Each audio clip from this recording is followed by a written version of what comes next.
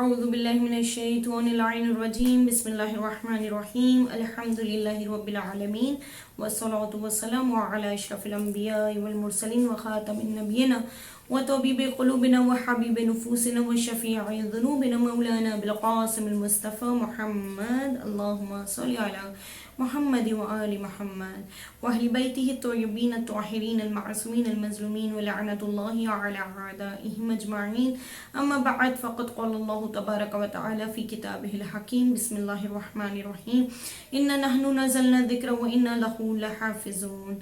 تمام حمد و ثنا، تمام درود و سلام اس پروردگار عالم کے لیے کہ جس نے زبان کو قوت گویائی سے آشنائی عطا فرمائی، اور تمام ہدیہ درود و سلام ہوں ذات محمد و آل محمد پر کہ جن کی تعلیمات نے قوت گویائی سے نکلے ہوئے الفاظ کو ذکر کی معراج بخشی.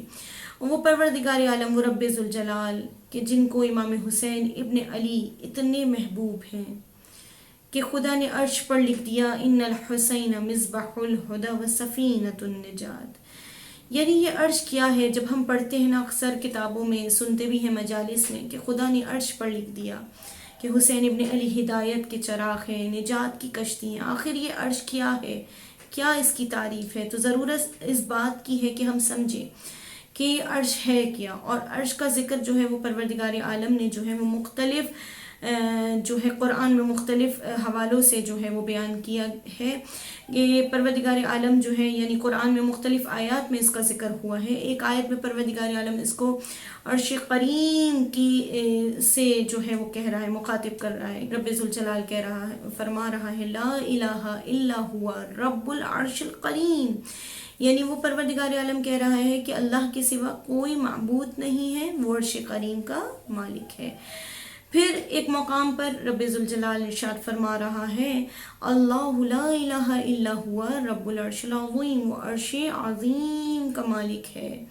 اور پھر ایک جگہ یہ جو ہے عرش مجید آیا ہے، جیسے کہ کہا گیا ہے کہ وہ عرش کا مالک ہے، ذوالعرش المجید کہہ کے جو ہے مطلب قرآن میں آیا ہے. اور اسی طریقے سے جب وہ چاہتا ہے وہ رب ذوالجلال کہ اپنے امر کی تدبیر کو بیان کرے تو فرماتا ہے کس طریقے سے ثم استوى علی العرش یدبر الامر کہہ کے جو ہے وہ پروردگار عالم کہہ رہا ہے کہ کیا کہہ رہے ہیں کہ عرش پر اقتدار قائم کیا، وہ تمام امور کی تدبیر فرماتا ہے. پھر ایک مقام پر پروردگار عالم جو ہے رسول اللہ صلی اللہ علیہ وآلہ وسلم کے بارے میں فرمایا کہ مقام توکل کو بیان کرو تو کہو علیہ توکلت وہو رب العرش العظیم، اسی پر میرا بھروسہ ہے اور وہی عظیم کا مالک ہے.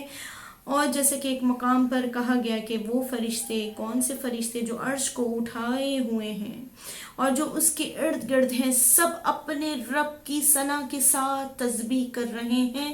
کہ کہا گیا ہے الذین یحملون العرش ومن حولہ یسبحون بحمد ربہم، یعنی کہ جو فرشتے عرش کو اٹھائے ہوئے ہیں اور جو اس کے ارد گرد ہیں، سب جو ہے اپنے رب کی ثنا کے ساتھ تسبیح کر رہے ہیں. تو یہ جو تمام آیات میں نے آپ کے سامنے بیان کی، یہ آیات جو ہیں تمام کی تمام عرش الہی کی عظمت کو بیان کر رہی ہے اور ظاہر کرتی ہے. تو شب معراج وہ سیر کہ جس کی عظمت کے بارے میں پروردگار عالم فرماتا ہے سبحان الذی اسری بعبدہ لیلا، یعنی خدا وند عالم اپنے حبیب کو اس مقام پر لے گیا.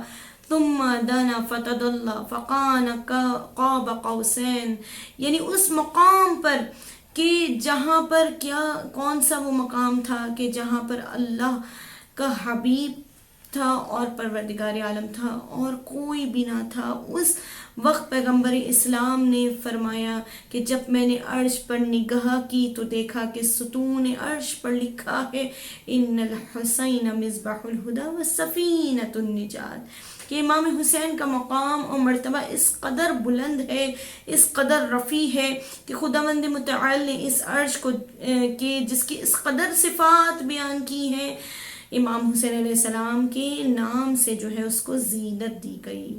سبحان اللہ.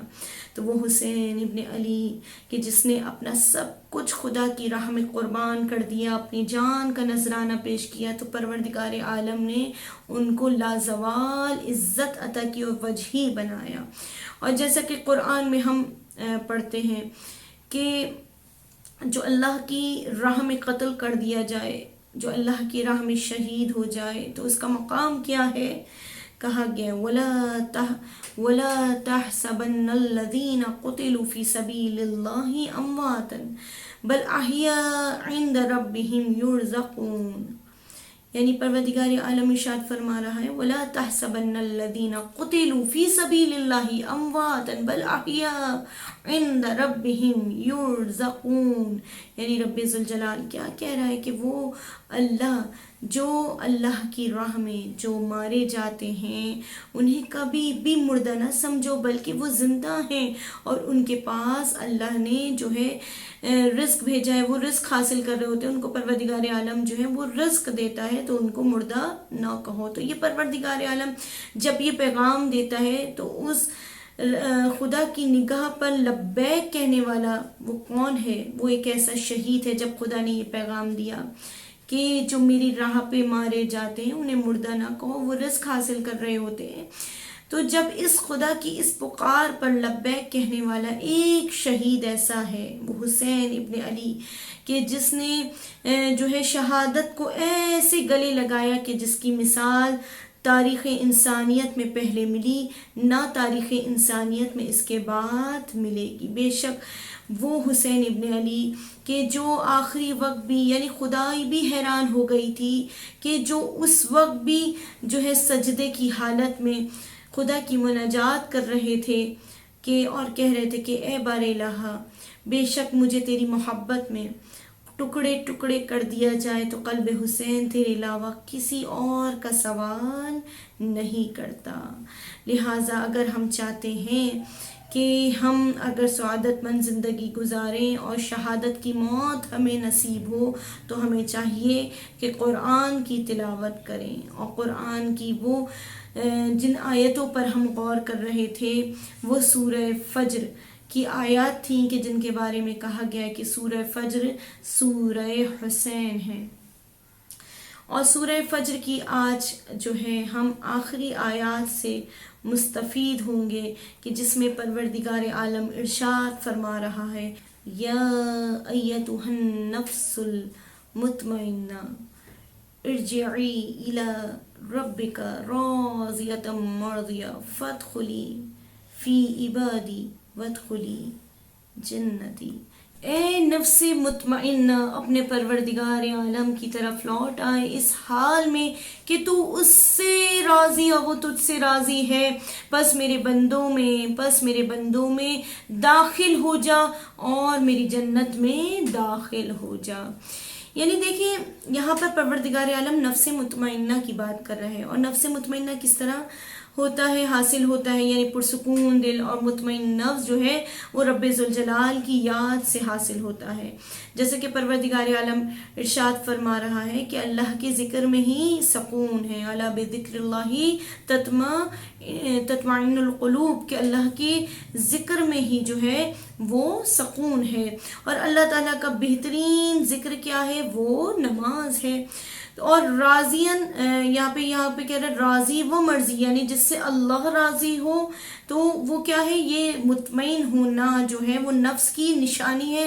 جو خدا سے راضی ہے خدا بھی اس سے راضی ہو. چھٹے امام جعفر صادق علیہ السلام سے سوال کیا گیا کہ کیا مومن اپنی جان دینے پر راضی ہوتا ہے؟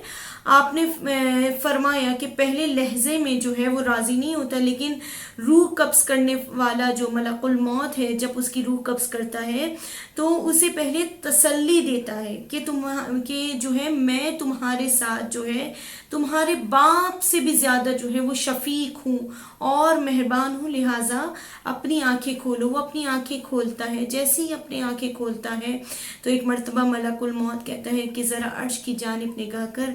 جیسے ہی وہ مومن عرش کی جانب نگاہ کرتا ہے تو کیا دیکھتا ہے کہ اس کو نور محمد و علی و فاطمہ حسن و حسین اور باقی ائمہ کے انوار جو ہیں اس کو عرش پر نظر آ رہے ہوتے ہیں، اور وہ ان تمام انوار کی جو ہے وہ زیارت کرتا ہے تو فرشتہ کہتا ہے یہ تمہارے دوست ہیں۔ مومن یہ منظر دیکھ کر راضی ہو جاتا ہے اور اس خطاب کو سنتا ہے، یا ایتھا النفس المطمئنہ۔ تو دیکھیں یہ آخرت کا نچوڑ جو ہے، جو سب سے زیادہ حسین منظر ہے، وہ منظر جو امام حسین علیہ السلام کو پروردگار عالم نفس مطمئنہ کے نام سے یاد کر رہا ہے کہ اے میرے مطمئن نفس، کیونکہ تو نے دنیا میں جب تو گھوڑے سے گرا تو میرا نام لیا، بسم اللہ و باللہ و فی سبیل اللہ و علی ملت الرسول اللہ، کہ جب تو نے ہر کام میرے لیے کیا تو آ جائے میرے بندے، اب تو میرا مہمان ہے، میں اب تجھے خوش کروں گا، تجھے اور تیرے اصحاب اور تیرے چاہنے والے، تجھ پر گریہ کرنے والوں کو قیامت تک میں کہوں گا کہ میری جنت میں داخل ہو جاؤ۔ وہ جنت نہیں جہاں حور ہیں، محل ہے، نہیں، بلکہ وہ جنت کون سی ہے کہ جہاں پر رضایت الہی ہے۔ یہاں پر آپ دیکھ رہے ہیں کہ یزیدیت جو ہے وہ کچھ منٹوں میں جو ہے وہ ختم ہو جائے گی اور حسینیت جو ہے وہ قائم و دائم رہے گی۔ عزادارو، امام حسین علیہ السلام کو سورہ فجر میں جو ہے پروردگار عالم جو ہے نفس مطمئنہ کے نام سے یاد کر رہا ہے، اور ہماری تمنا بھی ہے کہ ہم اپنے نفس کو جو ہے وہ امرات بالسوء سے ہٹا کر کسی طریقے سے جو ہے مطمئنہ کی طرف لے کر آئیں، اور جیسے کہ چھٹے امام جعفر صادق علیہ السلام فرماتے ہیں کہ امام حسین علیہ السلام آخری وقت میں نہایت مطمئن نظر آتے تھے۔ کیسے اتنے مطمئن تھے کہ جب کہ ہر طرف لاشیں ہی لاشیں، ایک طرف جناب قاسم کا پامال لاشا، دوسری طرف حضرت علی اکبر کا 18 سالہ کڑیل نوجوان بیٹے کا پامال لاشا۔ عزادارو، ان تمام منظر کے باوجود خیموں پر حملہ تیار ہے، لیکن امام حسین مطمئن ہے۔ کیا وجہ ہے اطمینان قلب حسین کی؟ تو جواب یوں دیا گیا کہ اس لیے امام حسین علیہ السلام مطمئن ہے کہ امام حسین علیہ السلام نے یہ تمام کی تمام قربانیاں اللہ کے سامنے پیش کی ہیں، اور اللہ تبارک و تعالی خود اپنی آواز سے وہ قتل گاہ جہاں میرے آقا شہید ہوئے ہیں، پروردگار عالم کی آواز آئی، اے نفس مطمئنہ پلٹ جا اپنے رب کی طرف، اس طرح کہ تیرا رب تجھ سے راضی، تو جو ہے وہ رب سے راضی۔ اس حالت میں جب میرے آقا امام حسین علیہ السلام جو ابھی زندہ ہیں، جب سانس لیتے میرے مظلوم آقا کے بدن سے خون کے فوارے پھوٹتے، ایسے موقع پر جب رب کی آواز سنی کہ اے میرے حسین آ، تو میرا مہمان ہے، میری طرف پلٹ آ، تو نے سب کچھ میری راہ میں قربان کر دیا۔ یعنی دیکھیں وہ حسین ابن علی کہ جس نے سب کچھ، نہ صرف سب کچھ لٹا دیا بلکہ شہادت کے بعد بھی کلام خدا کو اپنی زبان پہ جاری رکھا۔ مجھے نہیں لگتا کہ چشم فلک سے کوئی ایسا مظلوم شہید دیکھا ہوگا کہ جس کا سر بریدہ قرآن کی تلاوت کر رہا ہو۔ الا لعنت اللہ علی القوم الظالمین۔ اے پروردگار، ہماری اس قلیل عبادت کو اپنی بارگاہ میں قبول اور مقبول فرمانا۔